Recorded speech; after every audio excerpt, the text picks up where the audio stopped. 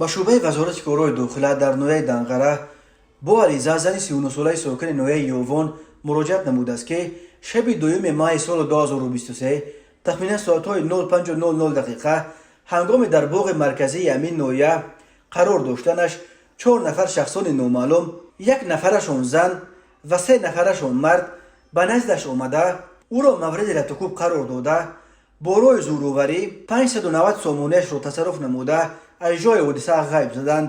ҳангоми гузарондани чорабиниҳои оперативии ҷустуҷӯӣ аз ҷониби кормандони милитсия муайян карда шуд, ки ҷинояти мазкурро ноболиғони 15, 11 ва духтарчаи 16 сола сокинони ноҳияи мазкур бо ҳамроҳии Сафарбек ном шахс содир намуданд.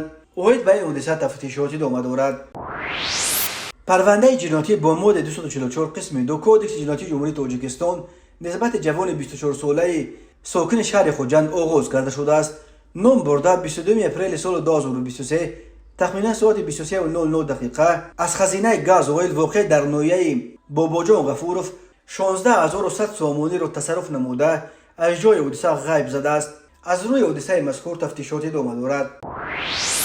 ба шӯъбаи вазорати корҳои дохила дар шаҳри Ваҳдат аризаи марди 41 солаи сокини шаҳри мазкур ворид гардидааст, ки моҳи марти соли 2022 марди 61 солаи сокини ҳамин шаҳр бо роҳи фиреб ба боварияш даромада худашро муҳандиси заминсоз муаррифӣ карда барои тайёр намудани ҳуҷҷатҳои замини назди ҳафтагӣ аз ӯ 50 000 сомонӣ гирифта, аммо ваъдашро иҷро накард ва то ҳол маблағашро барнагардонидааст. оид ба ин ҳодиса тафтишот идома дорад.